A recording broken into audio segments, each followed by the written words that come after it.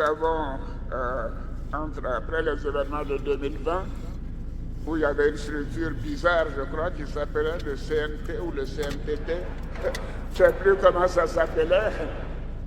Des gens qui ont rêvé faire un coup d'État, alors qu'ils ne savent pas combien l'armée est tenue. Notre armée est solide, elle est professionnelle. Et il n'y aura pas de tentative de coup d'État en Côte d'Ivoire à nouveau. Autrement, ils auront à faire face à moi cette façon, cette fois-ci de manière plus déterminée que la dernière fois. Et je crois qu'ils me comprennent. Avant-hier, pour ceux qui ont suivi l'actualité, il y a le chef d'État ivoirien qui a dit qu'il mettait en garde les éventuels putschistes. Il mettait en garde ceux qui seraient tentés par un éventuel coup d'État à venir. Je ne sais pas si vous avez suivi ça. Il a dit que l'armée était désormais très outillée, que désormais elle serait très déterminée à mettre en déroute ceux qui seraient tentés un éventuel putsch en Côte d'Ivoire. Et qu'en Côte d'Ivoire, il tient tellement la barre ferme qu'il ne peut pas avoir de coup d'État. Vous avez entendu ça? Vous avez entendu ça? Et le papa Babli est là. Quand j'ai entendu ça, j'ai voulu que ça arrive aux oreilles du président en question, ou du chef d'État en question. Depuis 1960 jusqu'à ce jour, le premier putsch qu'il y a eu dans ce pays est du fait du RDR. Depuis 1960 jusqu'à ce jour, le premier coup d'État, le premier putsch qu'il y a eu dans ce pays est du fait du RDR.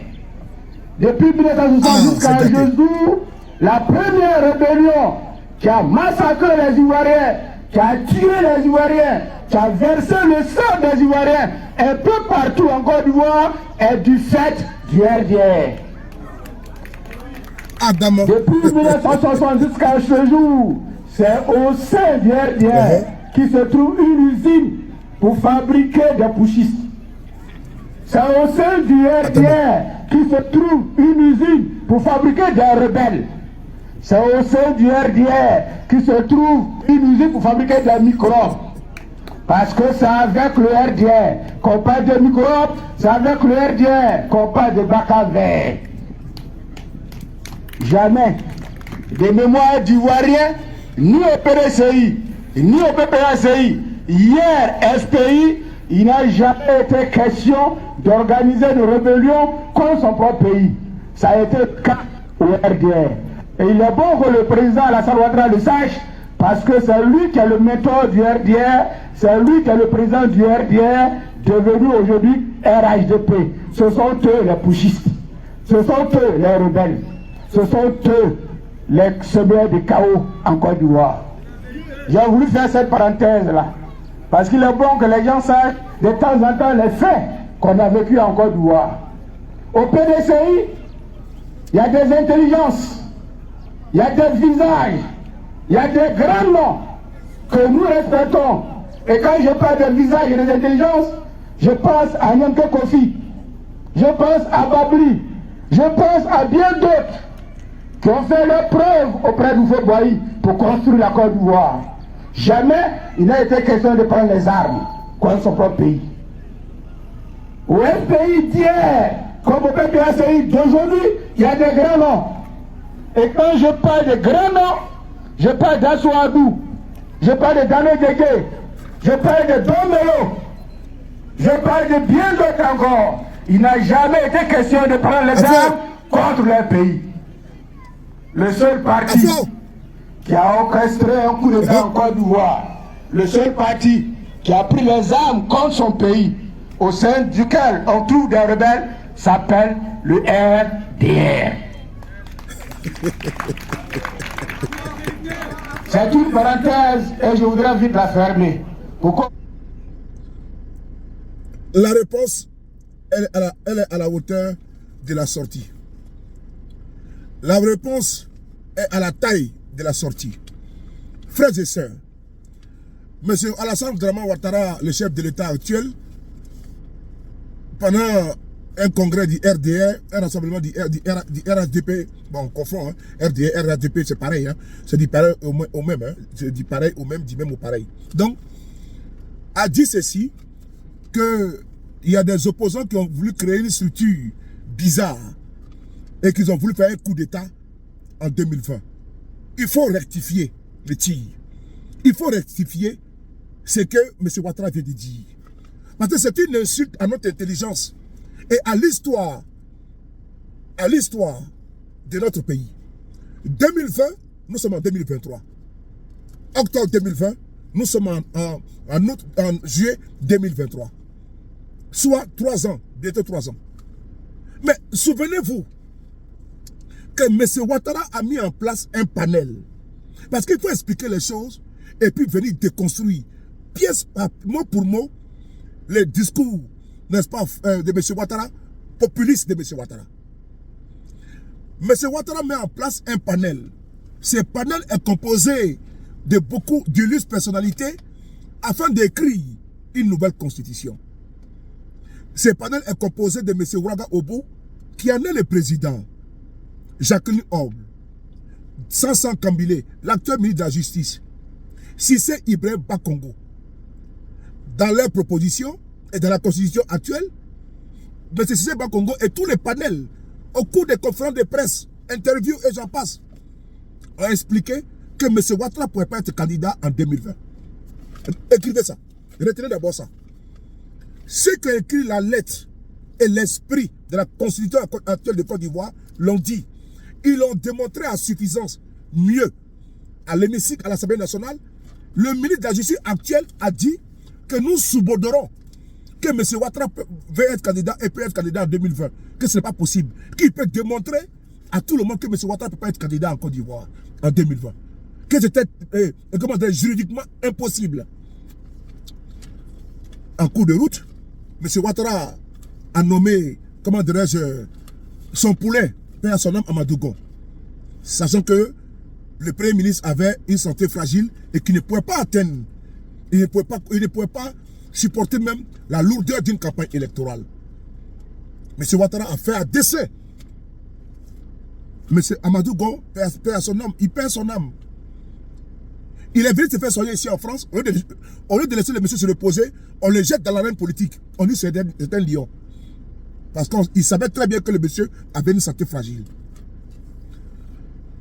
Amadou Gon décède, M. Ouattara dit que lui, il n'a pas le choix, que lui va être candidat. Et il décide de faire un 3e mandat anticonstitutionnel. C'est la constitution de Côte d'Ivoire ne dit pas que quand toi ton poulet meurt là, il faut que le président sortant peut être candidat. Ce n'est pas écrit dans notre constitution. Mais M. Ouattara a piétiné notre constitution. Il est passé en force en braquant le pouvoir d'État. L'opposition a décidé de faire front et de demander le respect de la constitution. Même si aujourd'hui certains bougnafiers, certains aigrefins, certains opportunistes, certains lâches, oui, certains peureux n'ont pas décidé à aller manger avec M. Ouattara. Mais nous restons focus sur ce qui s'est passé. Alors, l'opposition décide de faire barrage au 3e mandat de M. Ouattara. Parce qu'il faut respecter notre constitution. Celui qui n'a pas respecté la constitution, c'est M. Ouattara. Et c'est le peuple de Côte d'Ivoire, sorti par milliers, a fait barrage au 3e mandat.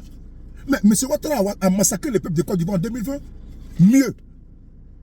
C'est une première dans l'histoire de notre pays. Où un jeune, sa tête fut décapitée et jouait au football avec. C'était le militant du RDR. Mais c'est cruel, c'est immonde, c'est odieux, c'est monstrueux. Ça s'est passé en Côte d'Ivoire en 2020. À cause d'un 3e mandat. Mais M. Ouattara a fait un coup d'État. Et donc, venez dire que l'opposition a voulu faire un coup d'État, ce n'est pas un coup d'État. L'opposition républicaine a demandé et réclamé le respect de la Constitution. Mais c'est fort de ce coup d'État que M. Ouattara a fait en 2020 qu'il vient aujourd'hui nous dire que l'armée est républicaine. L'armée est déterminée. Mais non, l'armée, la police était en soutien avec des miliciens, avec des encagoulés, avec des microbes, avec des bacs à verre pour réprimer dans le sang les opposants en 2020. En 2020, il n'y a pas eu d'élection. Il y a eu simplement un simulacre. Parce que aller battre un individu inconnu du bataillon politique en Côte d'Ivoire, appelé Kakabe, ce n'est pas une élection. Aller brandir Kakabe comme étant un poids lourd de la politique ivoirienne et le battre alors que c'est un poids plume. Mais c'est une honte totale. Dans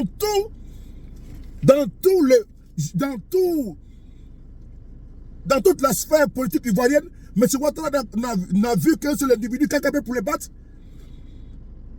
Avec un score stalinien de plus de 97%, un taux de pourcentage de participation de moins de 8%.